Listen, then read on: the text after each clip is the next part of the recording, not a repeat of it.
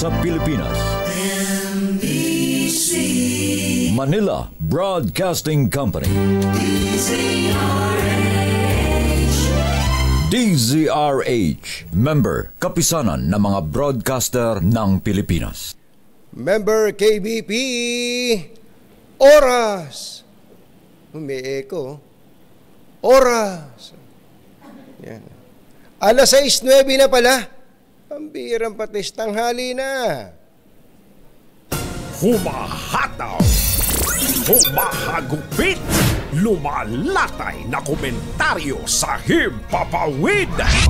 2x2. Walang takot sa paghimay sa masalimuot na isyu ng bayan.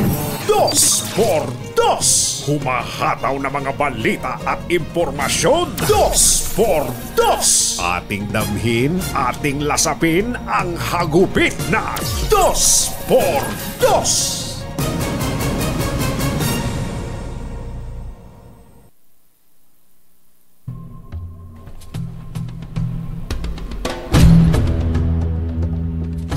Kinwestiyon po ng Republican lawmakers ang ipinatupad na seguridad kasabay ang hirit para sa mabilis na investigasyon kung paano nakaiwas sa mga ahente ng Secret Service ang isang assassin at nakaakyat sa bubong ng isang gusali malapit kung saan nagsasalita si dating US President Donald Trump sa isang election rally sa Butler, Pennsylvania.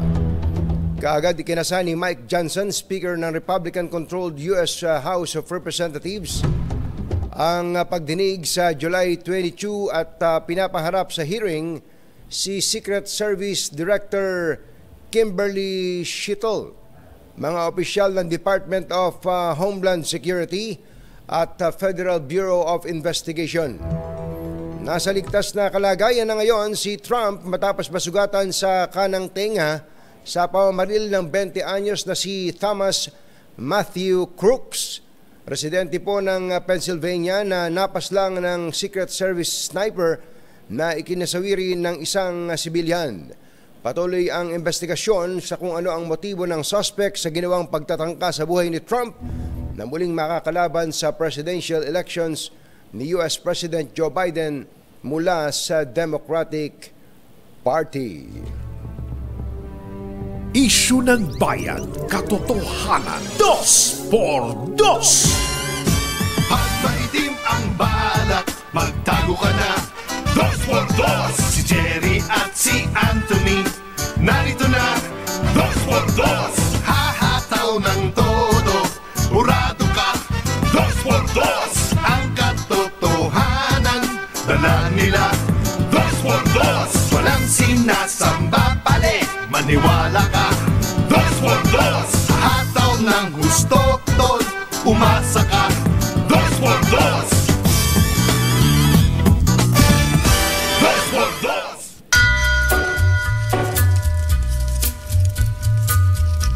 Hi. Magandang morning. Magandang umaga, Bayon! Ito po si Anthony Taberna. Umahabol si Jerry Baha.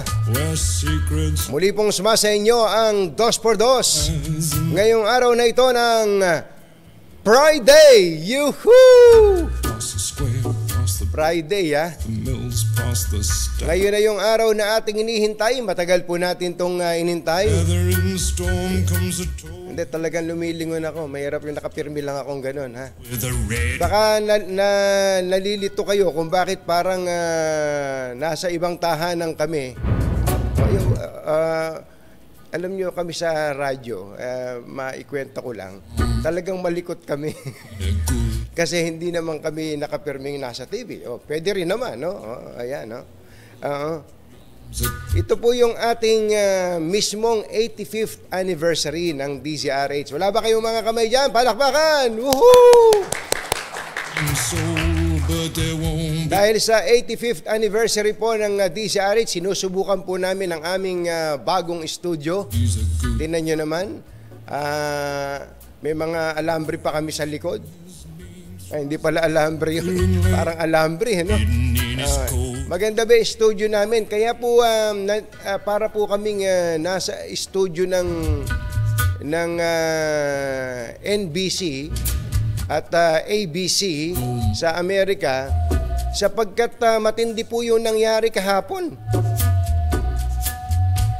Saka naman nakakita ng gano'n, ano?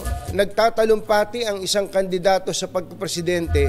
Bigla na lang umalingaw-ngaw ang actually yung putok parang putok, hindi mahalatang putok ng baril magkakasunod. Tapos yung nasa likod po ni Donald Trump na mga tao, wala man lang gumalaw. Napansin niyo ba yun? Parang nandun lang sila. Yun. Parang hindi nila alam na meron nang namaril, ano? Kung hindi pa nagsisuguran yung Secret Service. Tinamaan po sa kanang tenga, sa taas ng kanyang kanang tenga itong si former President Donald Trump. At pagkatapos nun ay napatay naman daw po yung 20 years old lang pala yon na mother. 20 years old lang pala yung assassin na yon, yung akala ko nga sundalo man lang. 'Di ba normally ang mga assassin may mga background sa kung saan magaling na sniper. Pero apparently ito po ay iniimbestiga pa. Mukhang wala namang background sa military. Kung sino chikakas ang tumira nun, walang ligtas to si Donald Trump sa tainga. Kaya nga nung una, ang unang maririnig nyo po mga kababayan sa balita na yan, stage o kaya ay yung pakanalang o scripted lang ni Donald Trump. Pero nagdeklara na po ang mga otoridad ng Amerika na ito po ay isang assassination attempt. Isang assassination attempt na ang pakiwari po ng mga observers, lalo na po sa politika ng Amerika, ang pangyayaring ito, wari bagay naghahain na kay President Donald Trump ng panalo. Doon po sa pangyayaring yan. Kaya abangan po natin ang development. Alam nyo, ang mga pangyayari sa Amerika laging may kinalaman po sa atin. Ang sabi nga nila, pagbahing ng Amerika, lagnat sa Pilipinas. Pagbahing ng Amerika, tayo po ang tinatamaan lagi.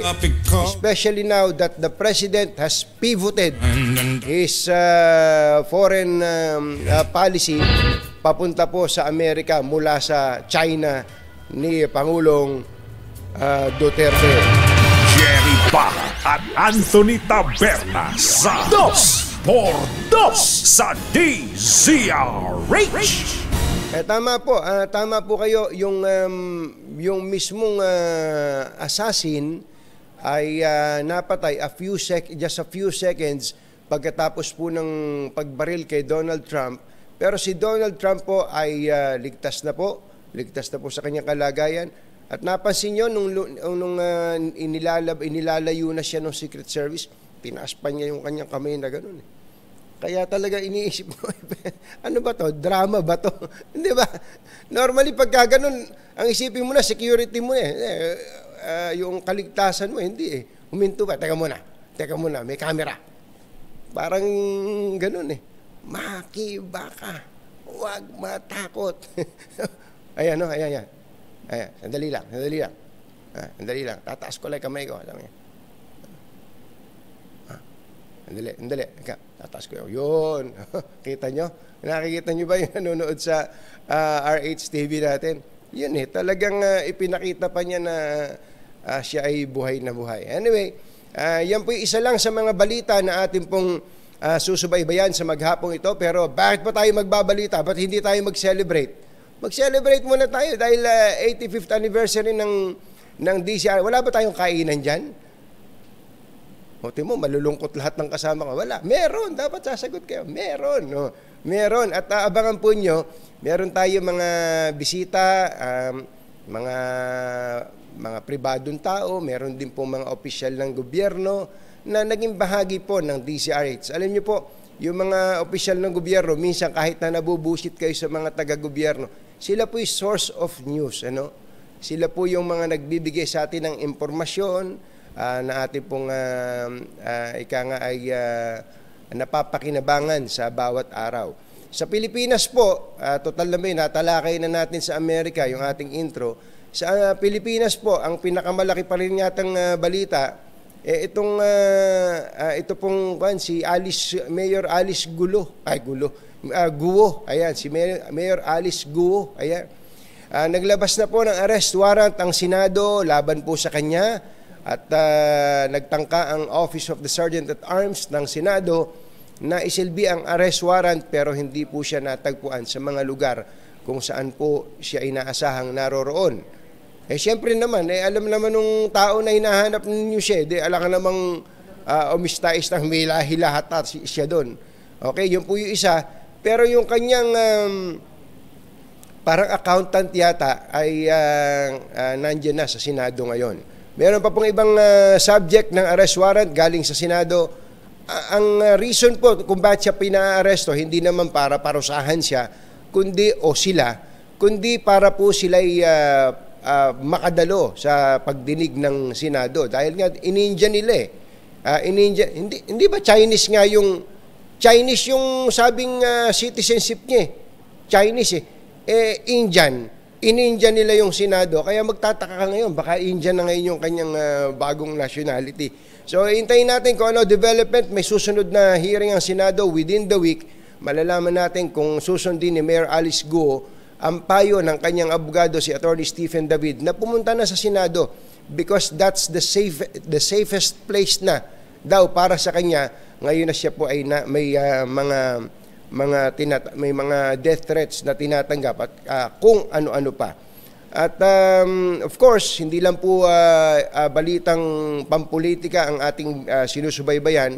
Gusto ko rin pong ipaabot sa mga kamag-anak, kaibigan nito pong si Kuyang Chino Trinidad. Ano po ang amin pong pakikidalamhati, nakakabigla po 'yon, ha. Si Chino, kilala niyo naman po siguro si Chino Trinidad, isa po siyang sports caster, siya po ay sports aficionado, isa pong sports official. Nakilala po siya sa larangan po ng palakasan. 56 years old lang po. Opo, tama po kayo. 56 na taong gulang lang si Chino Trinidad. Nung pong Sabado ay papunta daw po sa isang meeting, ay inatake po sa puso. Napakabata. Naalala ko tuloy, talagang ang kalusugan natin ay number 1. Akala mo kalakas-lakas mo, wala kang problema sa kalusugan, pero bigla na lang darating ito. Ito, kami po mga taga-media, halimbawa si Arnold Clavio, si Igan, nung kamakailan lang, di ba, naputukan ng ugat sa ulo, salamat sa Panginoon at siya po ay okay na po ngayon, but still is undergoing therapy. Kaya po, yung kalusugan po natin, dapat lagi po nating priority, especially ngayon po. Akala nung iba, ang ganitong mga klase ng sakit, pangkaraniwang tumatama, yung sakit sa puso, may kinalaman po sa ating presyon, tumatama lang pag mas matanda ka. Ito po, 56 years old. At ito po'y ensayado pa. Kung sa bagay, ano pangalan nun? Yung kamukha ko, si Sam Milby. Si Sam Milby, ensayado. Laging nag-exercise. Alagang-alaga katawan. Ano ipinost nyo isang araw? Siya may diabetes. Opo, may diabetes. Alam nyo po yung diabetes niya? 500 plus yung kanyang sugar level, anak ng bakang dalaga. Isip-isipin nyo. Kaya talagang, kahit anong pag-iingat ang gawin natin, pero yun pa rin ang number 1. Sabi nga, prevention is better than cure. Kaya mamaya, subukan natin, makipag-usap tayo sa doktor, especially yung doktor na tumitingin kay Chino Trinidad. Muli po, ang aming pakikiramay sa pamilya po ni Chino Trinidad. Oras po natin, Mr. Jalamtang, Lakyam Diapsahun, 6:23 ng umaga, ACS Balita. Susunod na.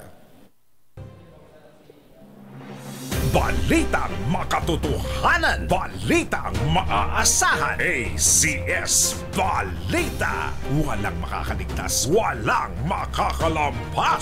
Saan mang sulok ng kapuluan, Luzon, Visayas hanggang Kamindanawan. Basta't may balita, ipagwagwagan ng sikat na tagapagbalita. ACS Balita. Kasama ang 2x2 tandem Anthony Taberna at Jerry Baha. ACS Balita.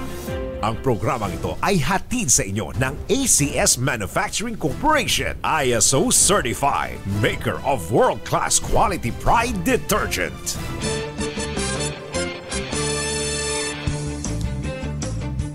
Narito na ang ulo ng ating ACS Balita.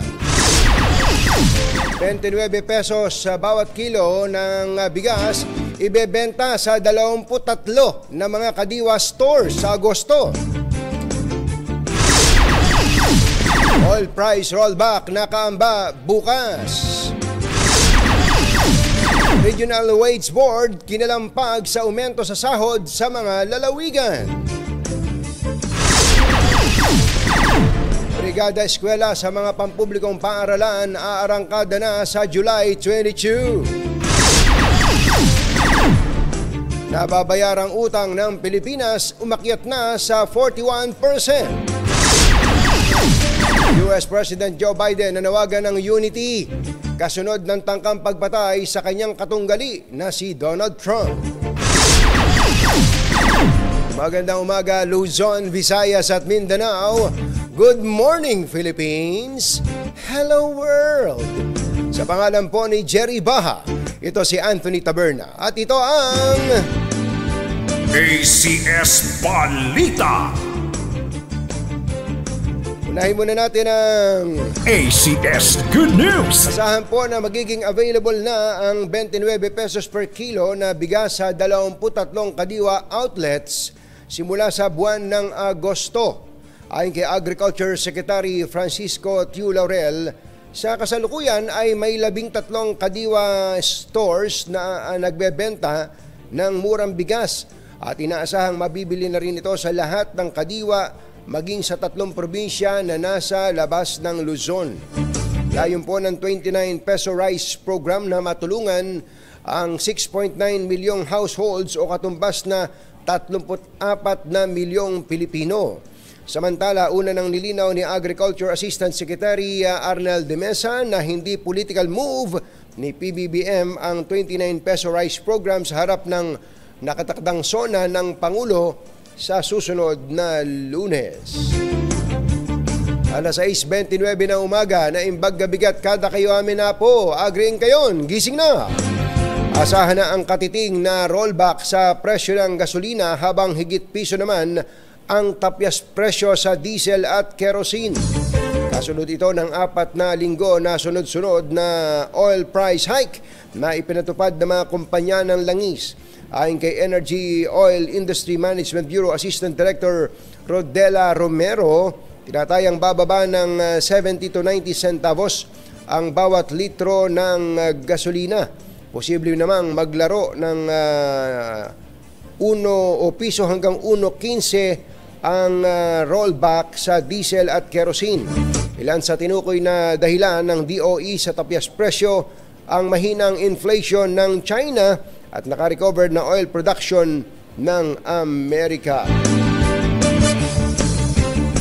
Alas 6:30 na ng umaga, laktiampwa, kinalampag ni House Minority Leader at 4Ps Party List Representative Marcelino Libanan ang lahat ng Regional Tripartite Wages and Productivity Board sa Pilipinas o sa labas ng Metro Manila na agarang taasan ang sahod ng mga minimum wage earners.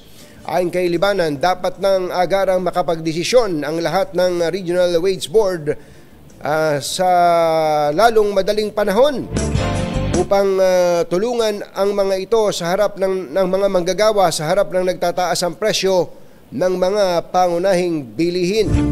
Matatandaan sa NCR, unang nagtaas ng sweldo na 35 pesos bawat araw. Ito magkakabisa sa 17, sa July 17, ano? Yung NCR wage hike. Malapit na. Alas 6:31 ng umaga, kasado na sa July 22 hanggang July 27 ang taon ng Brigada Eskwela ng Department of Education. Ito po ay sa ilalim ng temang ginamit noon na bayanihan para sa matatag na paaralan. Gaganapin ang National Brigada Eskwela Kick-Off Program sa Carmen National High School in the School Divisions of Office ng Cebu Province sa 7. Tina, ano na naman itong ginawa mo? Ano na naman itong pinagbababasa ko na to? Ayun. Carmen National High School sa Cebu Province. Yun. Region 7. Yun. At mapapanood to sa official Facebook ng DepEd. Yun. Alas 6:32 ng umaga. Susunod. Makakausap natin ang isang Medal of Valor awardee. Pambihira po ito. Parang endangered species po. Maswerte po tayo dahil tayo ay binisita dito po sa studio ng DZRH. Kaugnay po ng ating 85th anniversary. Hulaan nyo kung sino siya. Nahulaan nyo naman pala. Yan at iba pa sa pagbabalik ng ACS Balita. Ang balitang ito ay hatid sa inyo ng ACS Manufacturing Corporation, ISO certified, maker of world-class quality Pride detergent. EO Executive Optical for expert eye care. Come to EO Executive Optical. EO Executive Optical. Love your eyes. This time check is brought to you by Walang balitang makakaligtas, walang balitang makakalampas, saan mang sulok ng kapuluan. ACS Balita! ACS Balita! Ang programang ito ay hatid sa inyo ng ACS Manufacturing Corporation, ISO certified, maker ng world-class quality Pride detergent. Hi! Magandang morning! Anong araw today, kumbatsero? Aba, today is Laundry Day, Friday! Yuhuu! Nagulat siguro si Colonel Kerubin. Ba't naging Pride Day? Ayan. Friday. At pagka Laundry Day, Friday, all you need is Pride washing machine detergent. May triple stain away formula kaya tanggal ang makapit, madikit at malupit na dumit mancha kaya easy ang labada. Kaya pala mula noon hanggang ngayon, all you need is Pride. All you need is Pride. ACS. Kasama ang 2x2 tandem Anthony Taberna at Jerry Baha. ACS Balita.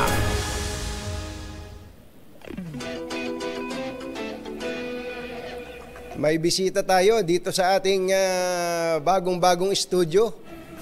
Bagong-bago, medyo pasensya na kayo't nanganganay ako sa studio. Ngayon lang uli ako nakapag-studio ng ganito eh. Ang huling studio ko na ganito kalaki ay nung pa sa ABS-CBN. Morning show.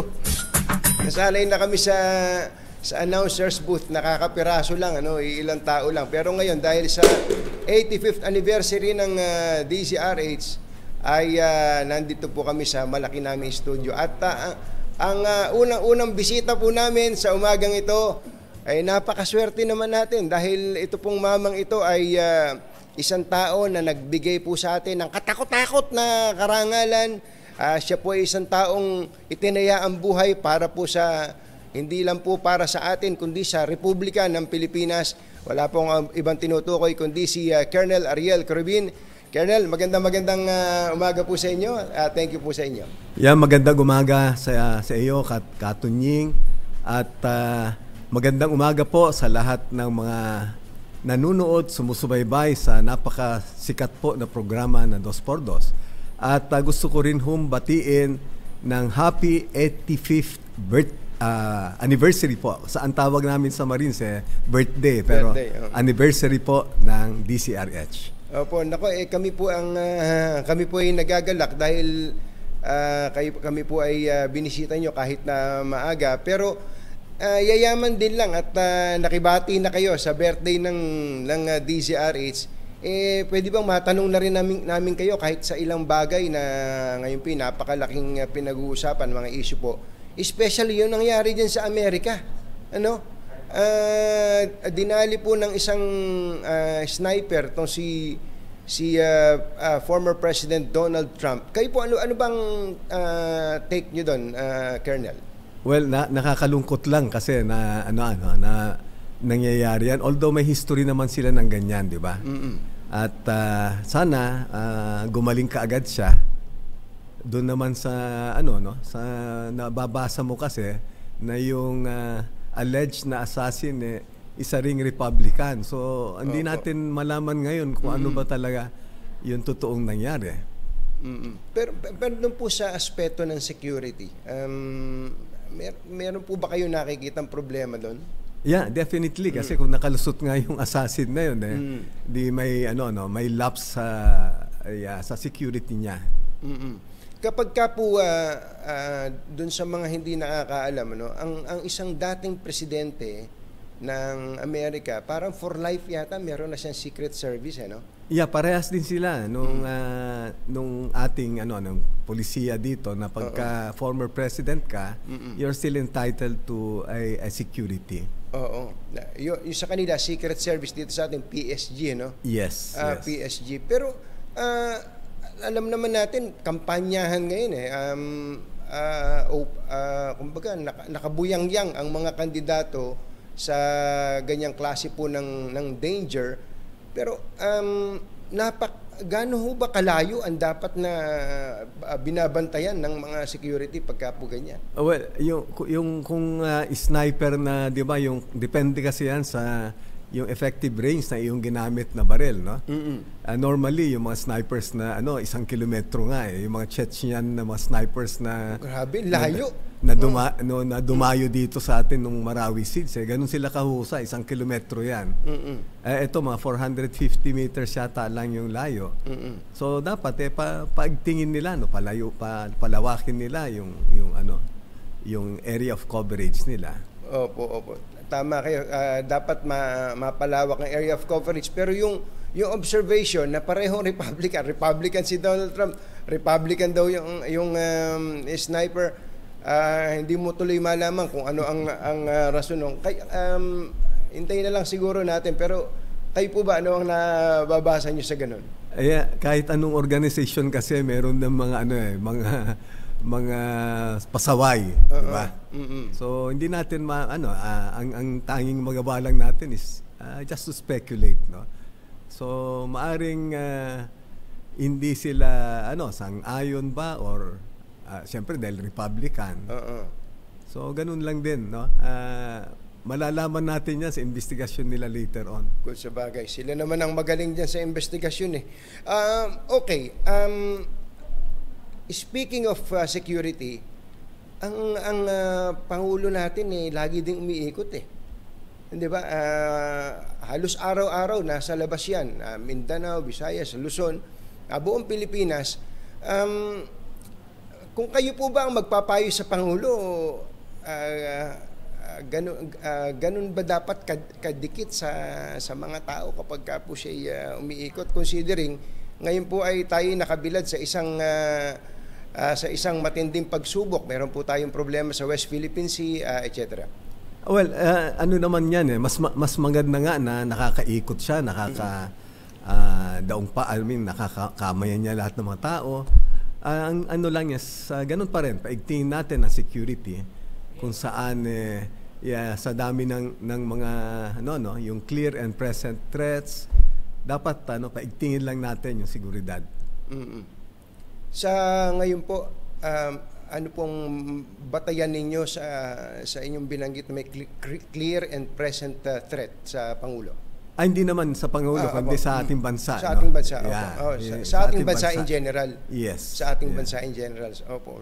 Medyo kinabahan ako dun. Alam niyo, pagka kayo nagsasalita, you're an authority pagdating po dito sa seguridad.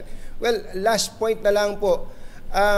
Kayo po ay isinama dun sa listahan na aking nabasa sa bit-bit ng administration party o coalition sa darating po na halalan. Kayo po ba talaga tatakbo na sa pagkasenador sa 2025, Colonel? Ano po, nung nakaraang Lunes, July 8, ay nagkaroon po ng isang event, sa Club Pilipino kung saan inilabas nila yung manifesto naman ng mahigit halos 2,000 na mga retired AFP, PNP, and Coast Guard chiefs na sinusulong nila o sinusuportahan nila yung pagkandidato natin na senador. At nagulat din po ako nung pinakita sa akin yung listahan kasi mahigit yata 24 na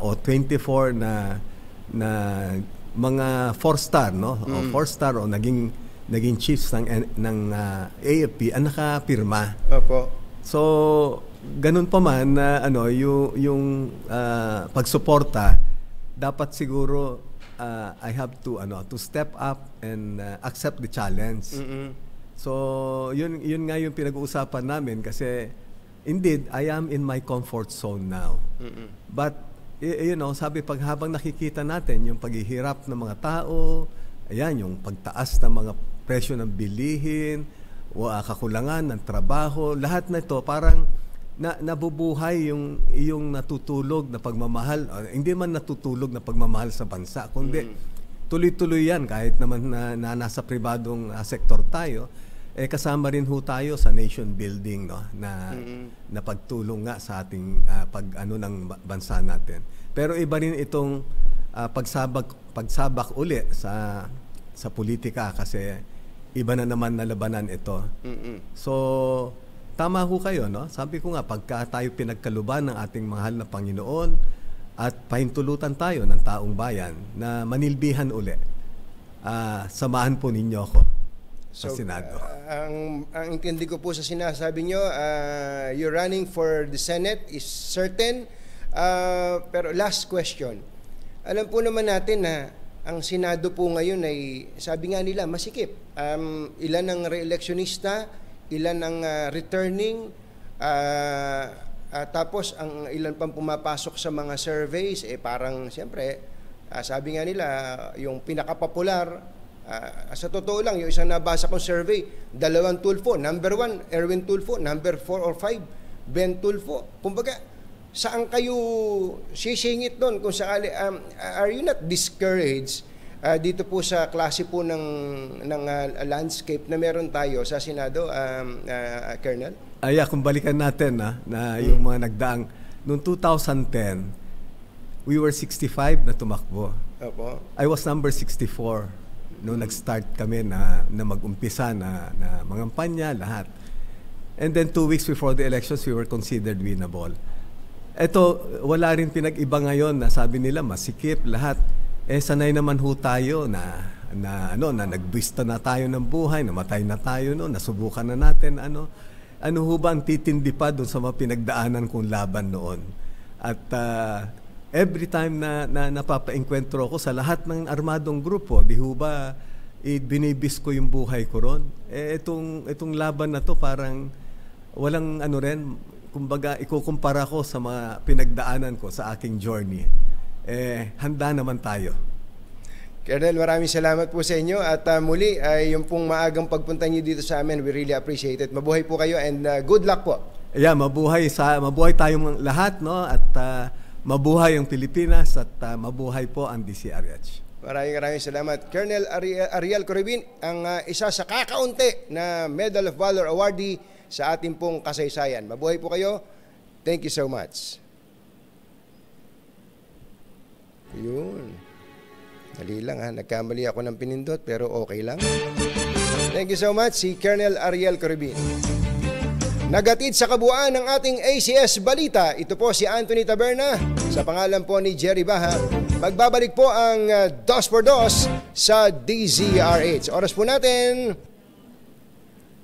Achi, ahya, Mr. Jalam Tang, Lakyam Shap Kauhun. 6:49 ng umaga. Masamang tao lang ang takot sa dalawang to. Kaya kung maitim ang balak, magtago ka na. Anthony Taberna, Jerry Baha. 2x2.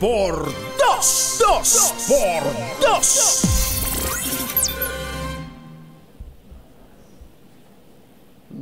Balitang maaasahan. ACS Balita.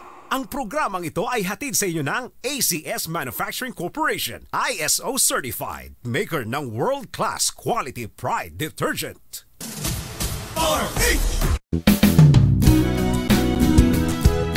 Ang pinatibay na ng panahon. 2x2. 2x2. Let's Marvin Gaye and get it on. You got Ay. 6 minutes bago ang alas 7 ng umaga. the song. Maraming nagbe-birthday ngayon, kasabay ng birthday ng DZRH. Birthday ngayon ni Secretary Sani Angara ng DepEd. Incoming DepEd Secretary Sani Angara. Senator Secretary, magandang morning. Happy birthday po sa inyo. Suture show and tell. At birthday din pala ngayon ni Congresswoman Len Alonte. Congresswoman Len Alonte, magandang morning. Happy birthday. At ka-birthday nyo pala si Kuyang Julius Babaw. Ngayong araw na ito ay birthday din ni Julius Babaw. At ang PNP Region 3 Director si General Josh Hidalgo. General Hidalgo, happy birthday po sa inyo. Sa lahat ng mga nagbe-birthday ngayon, kailan ba birthday nila kay? Ngayon din ba? Baka nagkakalimutan tayo, Mayor Deo Macalma, birthday mo rin ha. Yung bang handaang matindi dito sa DZRH, ikaw na bang sagot dyan? Kanina pong umaga, mga madaling araw, umuulan-ulan ha. Uso po ngayon ang mga nagkakasakit. Napakaraming mga ospital ang punong-puno ang emergency room dahil po sa mga karamdaman. Sinisikap nating makausap itong si Doc Tony Liachon. Siya po pala yung personal doctor ni Chino Trinidad. Ano? At in fact, pinadala sa akin ni Doc Tony kagabi yung palitan nila ng text message nitong si Kuya Chino Trinidad. Nagkaroon kasi na alam nyo yung dapat nating ginagawa Norman, ikaw ba ay nagpapa annual physical examination? Napaka-importante. Sabi mo, hindi, matindi, lakas naman ako mag-basketball ako, malakas din naman akong pumalakpak. Di ba? Ibig sabihin, kahit na pala ikaw ay physically active, dapat nagpapacheck ka pa din. Nalalaman mo kung ang importante diyan yung una-una yung blood chem, kung anong cholesterol mo, kung meron ka bang diabetes, kung meron ka bang mataas na uric, importante po 'yun napakalaking bagay po kung na-check po natin 'yan regular. Tapos yung ECG. Tapos tawag dito, yung 2D echo, yung sa puso. Yan nakilala ko lang kamakailan. Nung nagkakilala ka nga kami, niyakap ko si 2D echo. Napaka-importante po sapagkat sabi nga, kapag malala na yung ating karamdaman, saka tayo nagkukumahog, lalo ka madi-discourage. Sabi naman kasi ng iba, ayoko magpa-check up. Pag nalaman ko sakit ko, lulungkot lang ako. Lulungkot ka nga, late na ang lahat. Yun ang problema. Ang importante, nalalaman natin kung ano dapat gawin at wag ko kayong mahihiyang magtanong. Uy, para commercial yun Wag mahihiyang magtanong. Tapos, wag din kayong mahihiyang magtanong sa doktor. Yung mga doktor po natin, magagaling po mga doktor natin. Wag ka lang re-resetahan kahit hindi mo naman kailangan ng reseta. Sir, generally speaking, ang ating mga doktor magagaling, mahuhusay, mapagmalasakit, kaya makipagkita po kayo sa inyong mga doktor. Okay? The doctor is in. Oras po natin, lakyam gochap pwehun. 2 minuto na lang, alas 7 na ng umaga.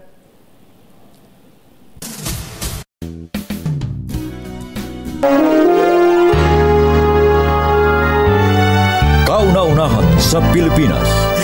NBC Manila Broadcasting Company. DZRH, member, kapisanan ng mga broadcaster ng Pilipinas. Member KBP, oras.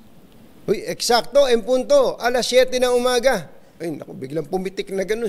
Ngayon lang ako nakapag-time check na alas 7 Ang bihira na napaka-KJ mo, Norman. Naging 7:01 tuloy 7:01 na po ng umaga. Standby lang sa ating mga pangunahing balita. Tumatakbo lang po si Yuel namin. Pagod na nga yung tao eh. Isip-isip yung third floor tong tinatakbo ni Yuel, galing pa dun sa kabilang news center namin. Medyo alalayan nyo, baka hingalin yung bata natin na yun, ha? Napaka-important. Alam niyo na, growing child yung bata. si Kuya Yuel Reyes. At nanonood din pala sa atin at nakikinig ang mga taga dyan sa Seattle, Washington. Ayun, sinusubaybayan nila yung pangyayari sa Amerika. Dichin Rube at Kuya Chris Mananis, magandang umaga po dyan sa Washington State. Ayan, Washington State, hindi Seattle, Washington. Ayan. Ano, asan na headline natin? Wala pa ba? Mother, wala pa yung headline natin? Wala pa. Ayan. Hindi, walang problema. Marami pa akong babatiin. Huwag kayong mag-alala. Kayang-kaya ko ito i-stretch. Ito. Yuel, halika. Papakita lang kita. Halika dito sa halika. Halika. Alam mo bang habang wala ka, meron ako sinasabi tungkol sa'yo. Halika. Pare, paki-wide mo nga ng konti. Huwag mo itago yung hingal mo. Inihingal ito si Yuel. Tingnan nyo yung ginawa nyo sa amin na to. Ang studio po namin ngayon is like 300 meters na mas malayo dun sa new center kung saan galing si Yuel. Ito, inihingal tumatawa. Huwag ka muna umalis. Magpahinga ka muna dyan, ha? Huwag ka tumakbo. Thank you. Ito mga kasama natin. Thank you. Ay, nako. Ay, masahin niyo si Yuel, ha? Kailangan natin ng masahe dyan. Napaka-importante ng tao niya. Sandali po lamang, oras po natin, Chityam Kong Sahun, 7:03 ng umaga. Uy, wala yung pangunahing balita ko dito. Nanakawan tayo. Ayan, pangunahing balita. Wala. Malayo. Kasi intro nito, Norman. Halika dito, Norman. Ikaw na makikita sa TV. Medyo lumayo eh. Paano ko ba yung intro? Diba? Ayun na, pangunahing balita na yan. Nanakawan tayo. Andito lang kanina yun ha. Ayan. Maghintay-hintay lang po kayo mga kababayan. Darating din ang araw makakapag-intro din tayo ng ating pangunahing balita. Yun. Andito sa banda yan pare. Yan. Dali lang po Binabati pala natin si Mr. Ramon S. Ang na nanonood pala sa atin ngayon. Hindi ba kayo naiinggit? Sa 2x2 nanonood ang may-ari ng San Miguel Corporation. Konting yabang. Ayusin natin. Bill, ayos ka ba dyan? Ayan. Ando naman kaya lang hindi siya nababase.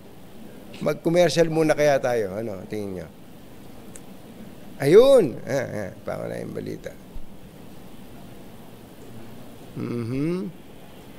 Wala Sandali lang po mga kababayan. Ang ating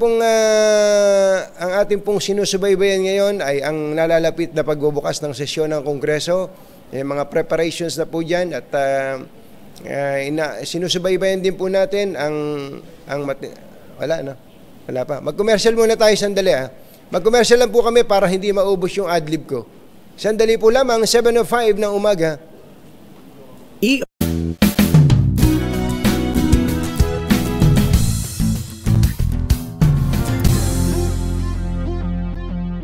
Bagong-bago, balitang dapat alam mo. Balitang magdadagdag ng talino. Dahil bagong impormasyon, makibalita. Unang-una sa DZRH. DZRH, pangunahing balita. Kasama ang 2x2 tandem nina Anthony Taberna at Jerry Baha. Mainit nagbabaga live na live sa DZRH Radio, DZRH TV, DZRH Digital, nationwide, worldwide, at netwide. DZRH, pangunahing balita.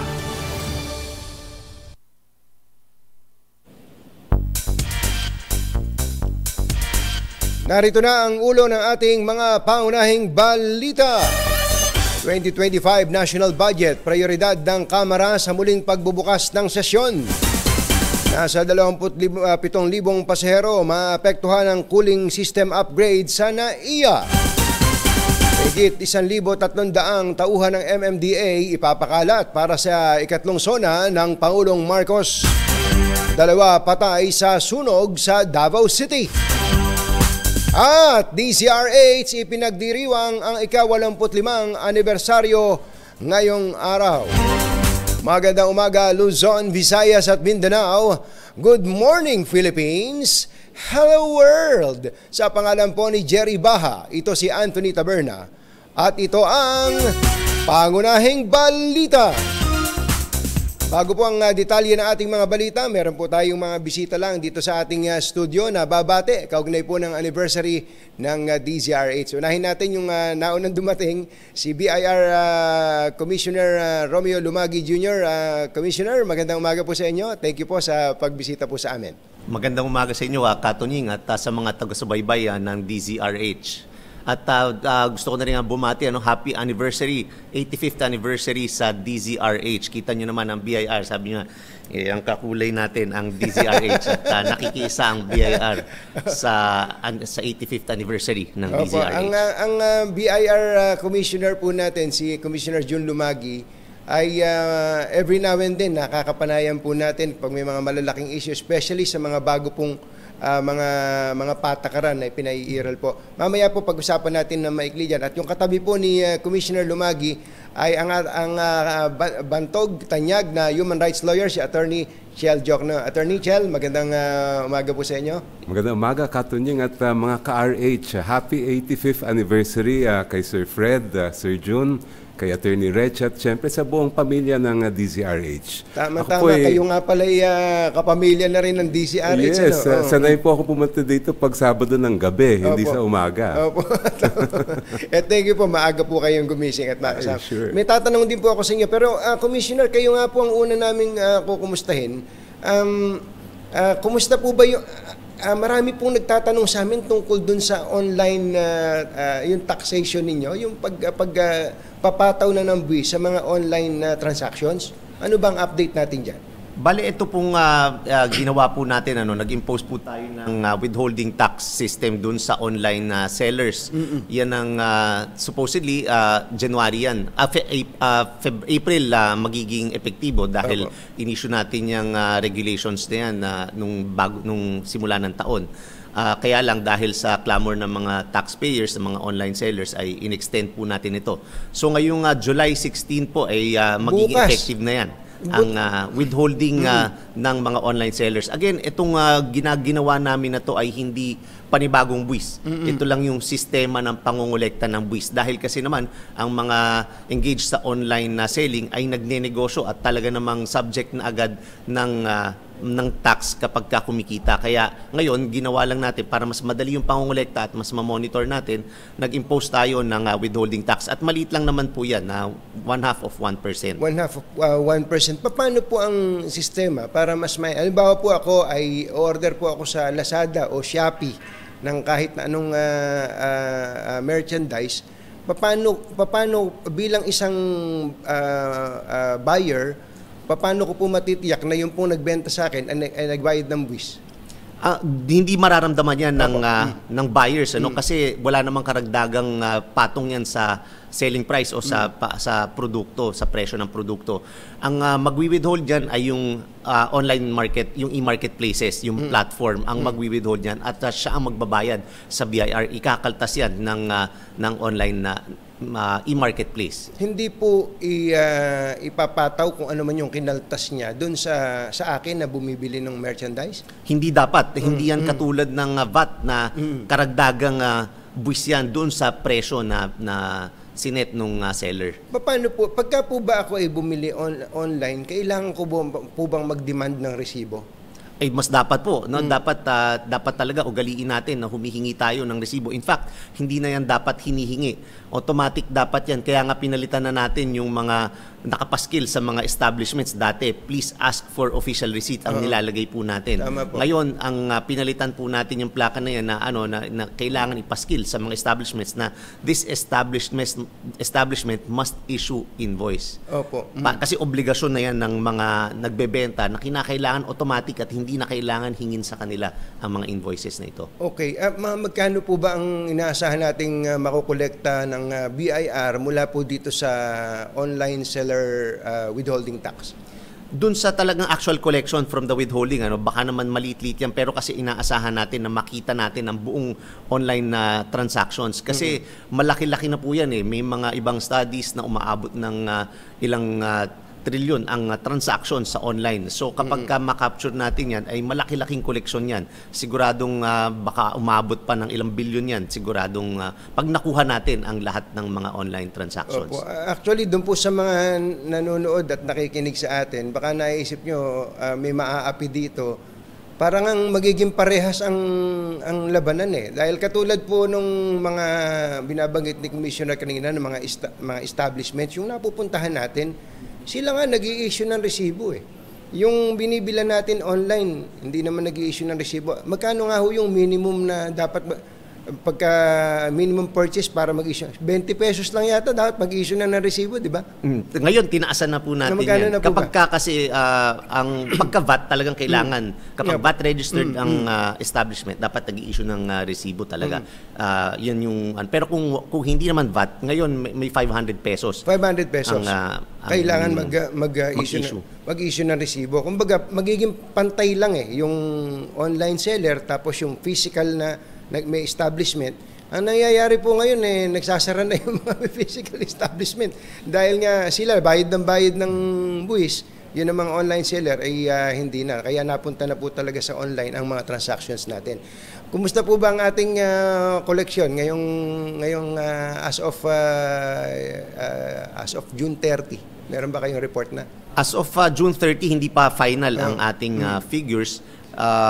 Kung iko-compare itong collection natin ngayong taon compared doon sa 2023 ay maganda naman ang itinatakbo ng collection kapag yan ang comparison. Kaya naman itong pag nag-effect na itong withholding tax natin at yung effective na rin yung stamps doon sa mga vape products pag-impose natin dyan, ay inaasahan natin na mas tataas pa ang collection ngayong second half of the year. Opo. Attorney Jel, yung po bang pinag-uusapan natin sa tax na yan? Total, kahit kayo human rights lawyer, malamang kabisado nyo rin yung batas sa taxation natin. Hindi po ba naaagrabyado? Hindi po ba naaagrabyado ang mga online sellers? Dati wala namang kami binabayaran tax tapos kayong biglang i-withhold sa amin ng platform. Sa tingin ko naman, dapat lang na may ganon. Dahil dito rin naman sila nagne-negosyo eh. So, I think appropriate lang naman yun. Yung tax. Pero sa tingin po ninyo, namomonitor bang mabuti ng gobyerno itong mga transactions na to? Anong paraan na nakikita nyo? Halimbawa, kayo po maging senador na, ano po nakikita nyo yung paraan para po talagang makapagbayad ng buwis, dapat magbayad ng buwis at mga online transactions na ito? Yan ang magiging challenge ng BIR at ng ating buong pamahalaan. Pero marami naman tayong makukuha ang modelo sa ibang bansa na ginagawa din yan eh. So I think kaya naman. Katulad yung pong anak ko ngayon, ang kanyang ringtone Shopee yata o Lazada, pambira, sabi ko. Tapos bilang, pakonti-konti lang namang manghingi. Daddy, pa-Gcash ng 50 pesos. Kaya lang, araw-araw may Gcash. Malaki din Hindi po ba? Yan ang buhay natin ngayon Halos lahat ng ginagawa natin ngayon online na, pati yung shopping. Totoo po yun. Nabanggit ko kanina yung pagtakbo senador. Sigurado na po ba na kayo po isasabak sa 2025 senatorial elections? Yes, tinitingnan natin siyempre yung mga numbers natin. Pero yun ang balak po natin.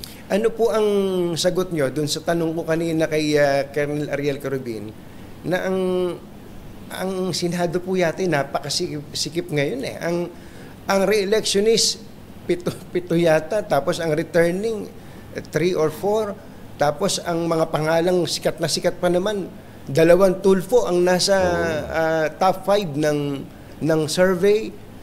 Saan kayo susuot doon? Well, totoo yun, Katunyin. Talagang masikip yung maraming tatakbo talaga. Pero tingin ko, question of awareness and trust ng mga voters.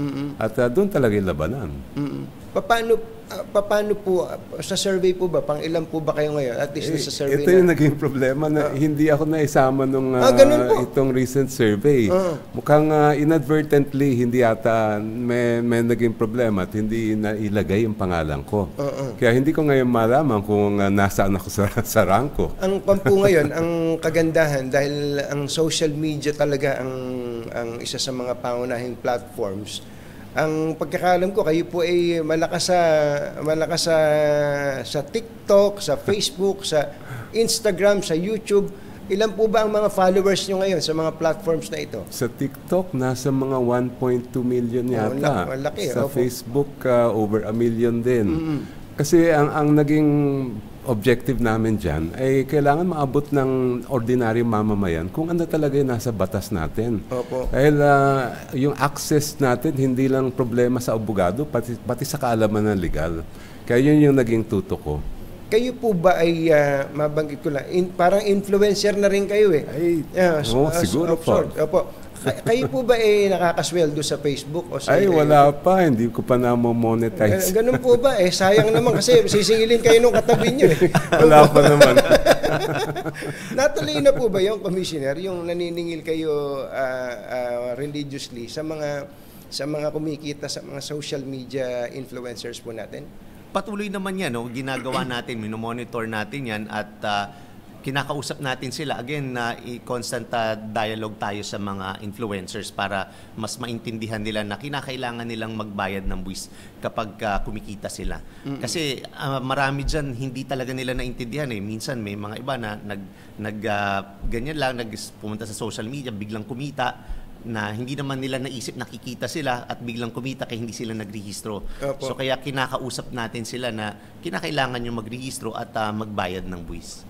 Alam niyo, Commissioner, makwento ko lang doon sa mga nanonood. Noong una ko pong nakita itong si Commissioner Lumagi, siguro mga about 2 years ago, parang mga 10 years younger kayo nun Parang pasensya na kayo, parang nai-stress ba kayo sa trabaho niyo? Well, marami talagang stress dyan at kasi sinisigurado natin na maayos lahat ng mga systems at maiwan natin ang BIR pagkatapos ng termino natin na mas maganda at maayos ang systems ng BIR. Kaya tinututukan natin yan. Opo. Meron akong tip sa inyo. Nung nakarang araw kasi, nilabas ng Court of Appeals yung kanilang freeze order kay Alice Go sa mga Pogo. 90 accounts daw yun, ang transaction mga 28 billion pesos. Yung palitan. Palagay ko meron kayong masisingil dun ano po bang ginawa nyo hakbang in relation to Alice Go and Pogo related to her? Lahat ng nabanggit na mga kumpanya at lahat ng mga data na yan nakuha na namin, binigay na sa amin at ongoing na ang investigasyon sa lahat ng mga kumpanya at lahat ng mga individual na involved dyan at patuloy na yung tinitingnan na namin kung ano yung mga kinita nila at yung mga assets. Patuloy ang pagkuha namin pati ng information sa iba't ibang ahensya ng gobyerno. Makukolekta pa ho ba yan? Baka naitago na kung saan yan. Well, yan ang tanong at hopefully naman na magbayad kasi naman meron din naman lumapit na sinabi hinihintay lang kung magkano yung assessment at willing naman na ayusin at magbayad. Opo. Kayo po ba, anong stand niyo dun sa ban ng Pogo? Natanong ba kayo dyan? Magkano ba ang pumapasok sa kaban ng BIR sa mga Pogo operations na yan? To be honest, malaki ang pumapasok na revenues dyan. Opo. Kaya naman, as far as my opinion is concerned, kung dapat bang iban ito o hindi, hindi naman ako policy maker kasi implementing agency ako. So, sa akin, yung discussion na yan, I leave that to the Senate and sa Congress kung ano ba ang nakikita nilang dapat gawin tungkol dyan. Pero, syempre, ang tanong lang naman lagi sa amin dyan, magkano ba? Magkano yan? Kasi syempre, kailangan nilang i-evaluate yan sa mawawalang revenues kung dapat bang iban o hindi. Opo. Pero billion-billion din ang binabayaran na buwis ng mga legal na Pogo. So I'm sure meron ding iba at yan, hinahabol din natin, sinusubukan natin na malaman kung saan din nag-ooperate yung mga illegal na Pogo. Opo. Last na lang, doon nga sa issue na yun, kayo po ba ano stand nyo doon sa Pogo, Attorney Shell? Ay, sa tingin ko, Katunying, dapat talaga ibanda natin yan Dahil ang napakalaki ng social cost at nakita din natin yung involvement nila sa mga criminal activities. Yung mga scam, yung mga trafficking. Ay, we cannot do anything else, palagay ko, except to ban it. Pero kung po yun, you don't distinguish whether it's legal or illegal. Well, yung nakakapagtaka ngayon ay ang legal daw ng mga Pogo ay nasa 46. Ang total number daw ng mga illegal ay nasa 250 yata, mga ganun, 200 plus. Kaya talagang outnumbered ang mga legal natin. At yun ang malaking hamon din sa ating pamahalaan. Anong gagawin natin dun sa 200 plus na mga illegal? Yung nakikita pa lang natin, yung nahalungkat lang, ilan lang? Mga 3, 4. Tama po. Pero yun nga ang point. Paano yung mga legal na nag-ooperate kung sila naman ay as in sumusunod sa lahat ng alituntunin, walang illegal, walang mga criminal activities sa loob ng kanilang mga workplace. May mga Pilipino din naman na nagtatrabaho doon. How do you go about it? Buti sana kung sila yung mayorya. Mabuti sana kung yung nakikita natin sa kanila ay above board lahat. Pero yung naging problema natin ay talagang nung binuksan natin yung pinto, kung sino-sino talaga yung pumasok. At given ng yung sistema natin, lalo na yung sistema natin ng hustisya na marami pa rin butas, mahirap sa tingin ko Yung pwede naman kitain ng pamahalaan yan sa ibang paraan na wala namang ganun na mga problema. Opo. Attorney Chel, maraming salamat po. Commissioner, alam ko na kayo may biyahe. Saan nga yung biyahe niyo? Papunta kayo sa airport? Sa Cagayan de Oro para doon sa ating EOPT roadshow. Ano po yun? Para po sa mga taga Cagayan de Oro, mapaghanda kayo ng pastel doon, no? Ito po yung ginagawa natin na pag-iikot para naman na ma-educate ang mga taxpayers kung ano ba yung ease of paying taxes law at yung mga revenue regulations na in-issue po natin dahil importante po sa atin na naiintindihan ninyo kung ano yung bagong batas na to at yung revenue regulations para po tayong lahat ay makapag-comply. Tama po yun. Ang ease of paying taxes, hindi lang po sa national government, pati po sa local. Ikaw na nga magbabayad, pahihirapan ka man, kakainis Opo. Gentlemen, salamat po sa inyo at muli po, thank you sa pakikidiwang nyo sa amin sa anniversary po ng DZRH. Maraming salamat din po, Katunying, at happy anniversary ulit sa DZRH. Mabuhay ang DZRH. Thank you so much si Attorney Chel Jokno at siyempre si Attorney at Commissioner Romeo Lumagi Jr. ng BIR. Magbabalik po ang pangunahing balita.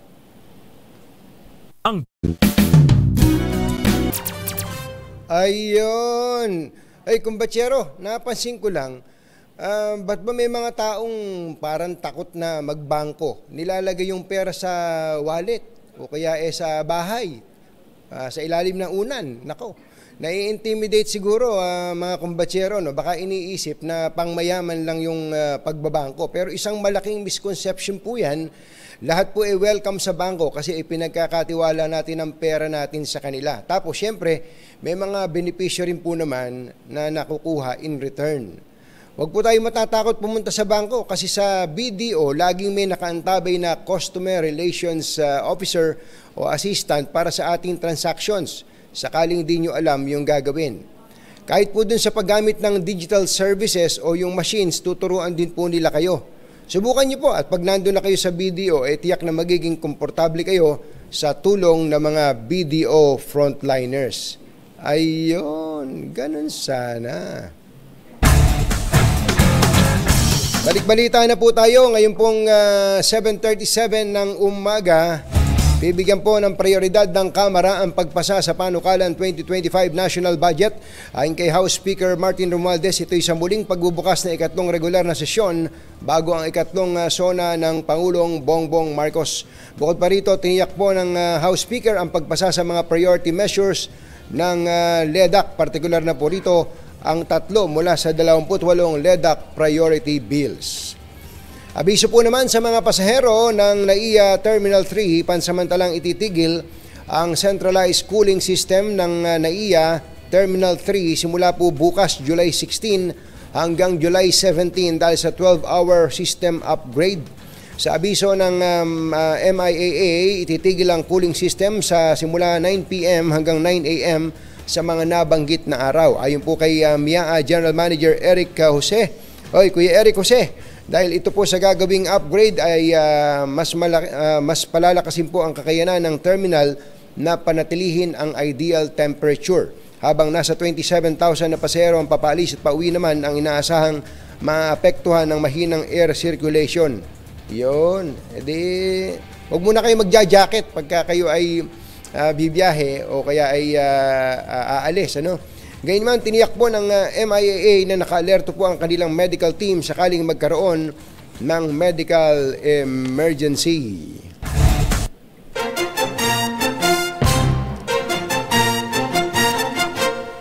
Katonying at Ka-Jerry, Anthony Taberna, Jerry Baha, ang samahang pinatibay na ng panahon. 2 por 2.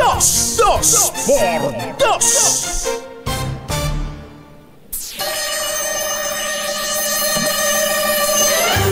Alas 7:39 na ng umaga, may Mission Impossible ang bisita natin ngayon. Si NIA Administrator Eddie Gillian, Administrator. Magandang umaga po sa inyo. Magandang umaga po. Salamat po sa pagbisita niyo sa amin. Kayo po ba yung nagkape na? Oo po, happy anniversary po. 85th year na, no? Oo nga po. Salamat po. Kasama po namin kayo sa paglalakbay at tuloy-tuloy na paglalakbay ng DZRH. May karangalan po. At nabanggit ko nga dito, medyo mission impossible. Ang inyong mission ay maging self-sufficient sa bigas, sa palay production, ang ating pong bansa. Kaya ba natin? Walang, alam niyo po, kaya po natin yan. Ano? Opo. Kasi ang isang nakikita natin dyan, ito na lang cropping intensity natin. Ano po? Kasi 2 cropping lang tayo. Opo. So, pwede mo rin kasing i-increase yung cropping intensity natin. Ano? Sa mga ibang bansa po, kagaya ng Vietnam, 3 cropping sila. So, kaya po, ang pagnanais natin ngayon, maipasok natin yung 2 cropping natin sa dry season para may pangatlo pa tayo sa wet. So, yun pa lamang po, dadami na yung ating production. Tama po, additional production na po yun. Ano? Nang wala kang ginagalaw pa na infrastruktura, yung cropping calendar pa lang ang ating babaguhin dyan. Lalo na ho ngayon, talagang ating Pangulo ay gusto po tayong tulungan sa infrastruktura. Ano po? At yung kanyang convergence project, ito with DPWH, yung ginawa po niyang multipurpose, ano, yung sabi niya dapat water management ang flood control. Yun po bilang engineer, ano po, yun po yung talagang crossroads ng Philippine agriculture tungo sa yung gusto ng ating Pangulong maunlad na bagong Pilipinas. Kung sa bagay po, ano, ang Pilipinas, alam din naman ng mga kababayan natin yon, kapag tag-ulan, napakaraming tubig. Binabaha tayo todo-todo. Pag tag-araw, wala naman tayong katubig-tubig. Tayo ay natutuyuan. Pero ito pong ginagawa na to, na yung flood control projects, magiging irrigation, water management na. Opo. Opo. Dito natin makikita na yung slogan ng ating Pangulong Build Better More ay yung hindi lang sa slogan, ano po, kundi talagang turay po yan. Kasi yung flood control lamang po ay ang ina-address po niyan ay yung environmental and social issue. Pero yung ginawa niyang meron ng makikinabang na ang irigasyon ngayon, nilagyan niya ng economic benefit. So yun po yung tinatawag natin na sustainable na project. So talagang yung kanyang build better more sa mga infrastruktura ay hindi lamang kung siya islugan. Talagang ginagawa po. Ginagawa po. Okay. Magkano po ba kailangan nyo dyan? May nabasa kasi ko isang araw na may binanggit kayong halaga na para magawa po ninyo yung gusto nyong gawin sa NIA para sa pakapakinabangan ng mga magsasaka? Well, sa atin po kasing estimate ay kailangan po natin ng around 200 billion for the next 10 years para po tayo maging food sufficient talaga. At of course ay medyo may limit po kasi tayo sa budget. Kaya maganda rin po yung ginagawa ng ating Pangulo ngayon na itong convergence projects para po yung ibang ahensya, kagaya nga ng DPWH, ay makatulong po doon sa ating pangangailangan sa irigasyon. Tama nga naman, sabi niya, bakit natin itatapon sa dagat yung tubig? Pwede naman nating ipunin. Resource yan huwag nating sayangin, sabi ko niya. So, napakalaking bagay po sa atin ito. At nakikita ko again, bilang inhinyero, ito talaga yung tugon dito sa ating pangangailangan sa maraming irrigation infrastructure project. Kung water management po, ibig sabihin, yung maiipon tubig pag panahon ng tag-ulan, hindi itatapon sa dagat, pag naipon, pwede pa ho palang mainom yun? Opo. Halimbawa, yun yung isusupply mo sa mga bayan-bayan. Totoo po yan. Kaya nga ang pinanggagalingan ho nating inuming tubig sa mga dams naman po kagaya dito sa Metro Manila, galing ho ng Angat Dam. So, yun po yung idea. Ang nakita rin ho ng ating Pangulo na 70% more than 70% ang water rights sa buong bansa, under ho ng NIA yan. So, sabi niya, bakit hindi natin na lang gawing multipurpose yung water rights ng NIA? Instead of irrigation lang, gawin na natin multipurpose para pwede na rin mag-source out ng bulk water dyan. Opo. Yung idea. So, yun po yung ginagawa natin. Ano po itong update sa narinig kong impormasyon na ang NIA, National Irrigation Administration, ay isa sa ilalim na po sa Office of the President from the current Department of Agriculture? Yun po kasi ang sa amin din ho. Yun ho ko nararapat. Kasi ang NIA ho naman, hindi lamang po kami kasi dito sa idea ng ating Pangulo na multipurpose na yung water rights natin. Hindi lamang po kami ngayon pang irigasyon. Meron tayong power generation, may flood control, may tourism aspect na rin dyan, may aquaculture. So, para ho mabigyan niya ng mas magandang atensyon ito, kaya ho dapat talaga nasa OP ang NIA po. Opo, nako. Kailan po yun? Ay, palagay ko malapit na po. Malapit na po. So, itong zona na to, ano ba daw? Babanggitin na ba ng Pangulo yan? Hintayin natin. Hintayin po natin. Hindi ho naman natin pwedeng pangunahan. Hindi pwedeng pangunahan. Okay. Ang isa pa pong pinakamalapit sa sikmura na ating mga kababayan ay ang bigas. Gaano po umaani na po ba yung mga kababayan nating magsasaka na naging parte po nung contract growing ninyo? Yes sir, actually itong Region 4B, nag-aani na po sila So sunod-sunod na po ito. Actually itong by August, magbebenta na po kami ng ating naani dito sa ating contract farming. Alam niyo, ito ho kasi talaga ang isang paraan para tayo ay mapababa natin yung input ng production cost ng bigas. Kailangan natin yung tinatawag na economies of scale production. And then masecure natin yung market ng ating mga farmers. At the same time po, maggrupo po natin sila para yung alam niyo ho yung inclusive growth na gusto ng gobyerno. Limited ho yung ating resources kasi. Kaya pag nakagrupo yung ating mga farmers, ang ginagawa ho ng NIA ngayon ay ginagawa natin silang cooperative per town. Siyempre yung pagbigay ng PhilMec ng machinery sa kanila, mas maraming grupo po ang makikinabang. But ultimately, ang target sana natin is that per town, merong rice processing system per town. In fact, sa July 19 yata or 18, may inauguration tayong gagawin, yung isang rice processing system.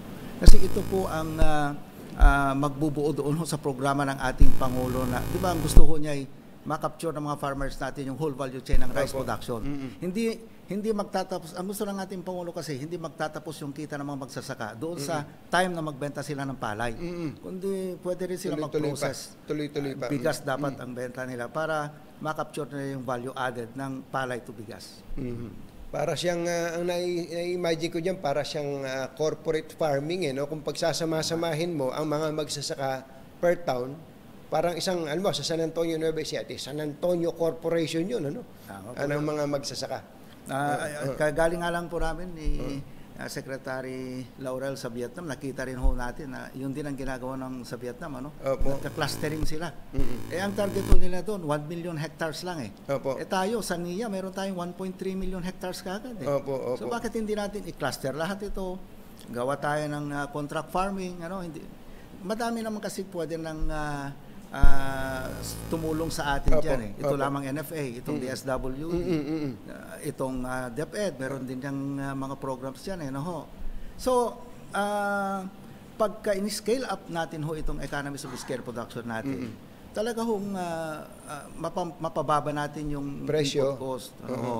At saka isa pa ay matulungan natin talaga yung ating mga magsasaka. Matutulungan ang magsasaka at makikinabang din ang mga consumers natin sa mas mababang presyo nito. Administrator, salamat po sa inyo at good luck po sa inyo. Thank you po muli sa pagpasyal nyo sa amin. Thank you po ulit at happy anniversary po ulit. Maraming salamat po. Si NIA Administrator Eduardo Eddie Guillen, na isa pong Ilocano pero hindi po siya kuripot. Thank you. Sandali po lamang.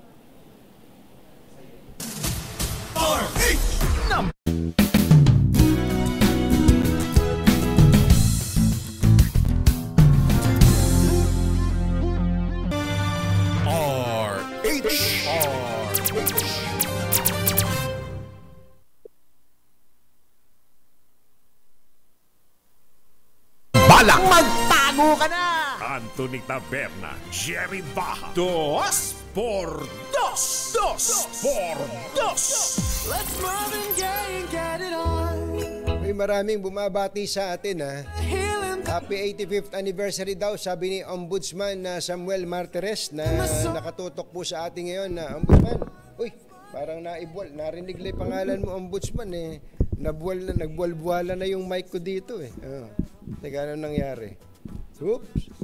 Ayan. We're having trouble. Sabi niya gano'n, we're having trouble. Yun.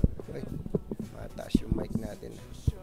Anyway, thank you Ombudsman. Kasama rin po namin kayo sa journey ng DZRH. At maraming salamat din kay Kuya Bong Ariola at kay Doc Tony Liachon. Ako, pasensya na, hindi ko po alam na hindi pala pwede yung phone pots ngayon. Gusto sana namin siya makausap tungkol po sa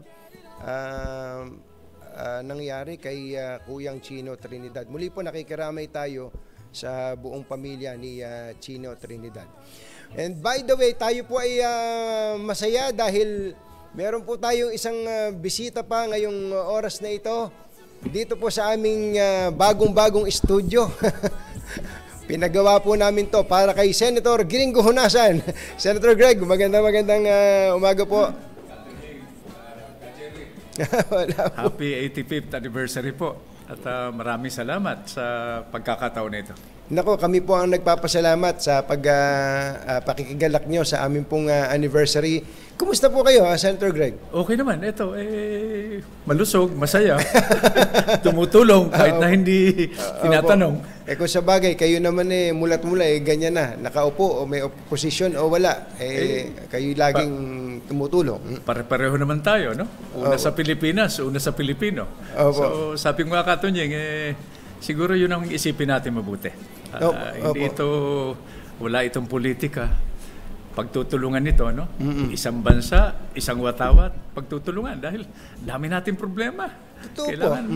Magkakasama nating harapin to, hindi pwedeng watak-watak. Ang ating pong bansa ngayon ay naharap sa mabigat na isyong pansiguridad, especially diyan po sa West Philippines. Kayo po ba, ano ba ang take nyo diyan? Yung po bang ating diskarte o diskarte ng pamahalaan na tayo ay naninindigan kahit na may nasasaktan, ano po ba ang basa nyo sa kilos na ito ng Pangulong Bongbong Marcos? Alam niyo, hindi natin masisi yung ating Pangulo, no?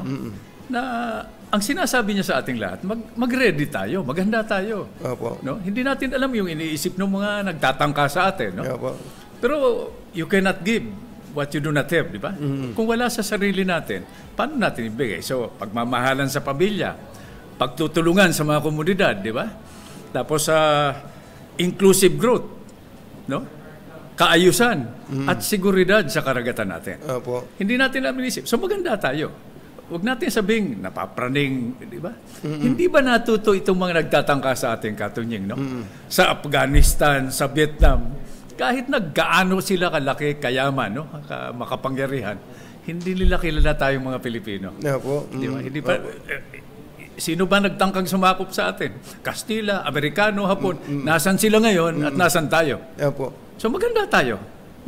Kailangan talaga tayong maging handa. Pero ang tanong ko po, ito pong usapin kasi sa West Philippine Sea, may napapansin tayo na mga kapwa natin Pilipino na nagsasalita pabor pa sa interest ng China. Hindi ba ngayon kailangan natin lalong magkaisa? Hindi. Kinakahon tayo dun sa pro-anti, di ba? Pro-anti.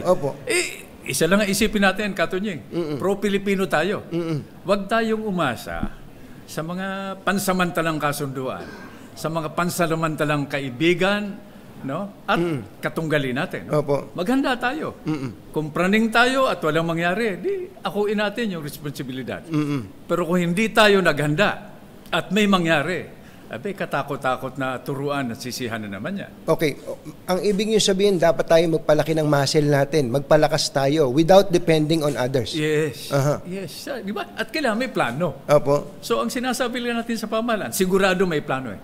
Isama naman ninyo kami sa planong yan. Opo. Alam mo, Katunying, tinatanong ako, no? Former senator, former rebel, former colonel, former secretary. Yung mga Pilipinas may hukbo na pansagupa dun sa mga nagtatangka sa atin. Sabi ko, wala eh. Does the Philippines have an army? Sabi ko, walang army ang Pilipinas because the Philippines is an army. Opo. Yun ang sagot. Yun ang dapat nating isagot. Hindi nila tayo kilala. Oo. Diba? At tingin ko, yun ang dapat na maging mindset ng mga Pilipino. Totoo ang Katunying. May proposal pa tayo ngayon. No? May budget tayo, 121 billion for the last 5 years sa modernization ng Sandatahang Lakas. Ano ba naman yung maglaan tayo ng ilang bilyon dyan para 3 barko? Ospital. Di ba? May ICU. May medical personnel. Barkong ospital. Barkong ospital. Luzon, Visayas, Mindanao, para kung ano mangyari. Hindi lang lindol, hindi lang bagyo. No? Kundi pag magkaroon ng totoong digmaan, ready tayo. Maritime country tayo, di barko. Ang sinasabi po kasi ng iba, kapag tayo naghahanda, o kaya pinapalakas natin ang ating sarili, para daw tayong nanghihikayat ng digmaan.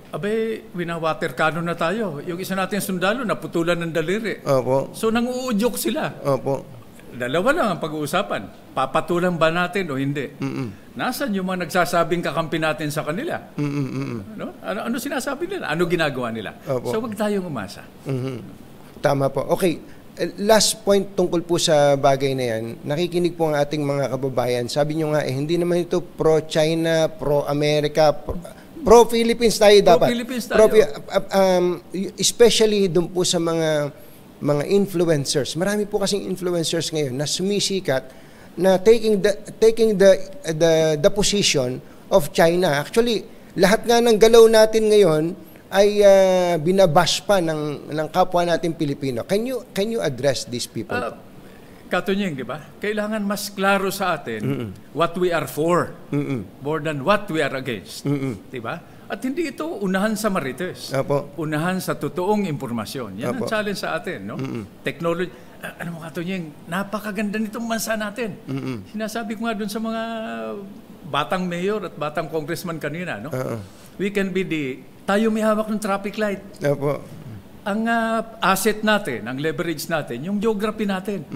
Lahat ng sasakyang pandagat, panghimpapawid, di ba? Dumadaan sa teritoryo natin. 3 choke point. Yung sa Japan, hindi natin hawak yun. Basi Strait between Taiwan and Region 1 and Region 2 at Palawan. Sa 3 choke point, Kung saan natin hawak yung traffic light, wala tayong RFID, hindi natin sinisingil. Biruin mo yung asset na yan. Tama pero po. medyo bawasan ng konti yung pamumulitika at mag-concentrate sa mga tunay at seryosong problema. Opo. Huwag natin ito Natutuwa ako na naririnig ko po kayo na nagsasalita na very straightforward tungkol sa bagay nito. Senator, kayo... Katunying, dagdag ko lang. No? Opo. Alam mo naman, bawat issue, hindi ito pang insulto. Opo. No? Alam mo yung galing natin mga Pilipino, di ba? Opo. Kahit na anong issue, 119 million ang eksperto nagsasalita at the same time. Tama po. Di ba? Eksperto. Nakakatuwa. Demokrasya tayo. Ito, yun ang kagandahan nun. Makikimarites na lang ako. Are you running for the Senate po sa susunod na Katunying, ibabalik kasi yung katanungan yan. Sundalo lang ako. Opo. Pag inutusan tayo sa Senado ka, di doon ako sa Senado. Opo. Pag sinabing security guard ka, ni Katunying, di doon ako. Salamat po. Senator Greg, salamat po. Salamat. Mabuhay po kayo. Happy 85th anniversary. Maraming salamat. Senator Gringo Hunasan po, mga kababayan. Idol noon hanggang ngayon. Ang tao lang ang takot sa dalawang to. Kaya kung maitim ang balak, magtago ka na. Anthony Taberna, Jerry Baja. 2 por 2. 2 por 2.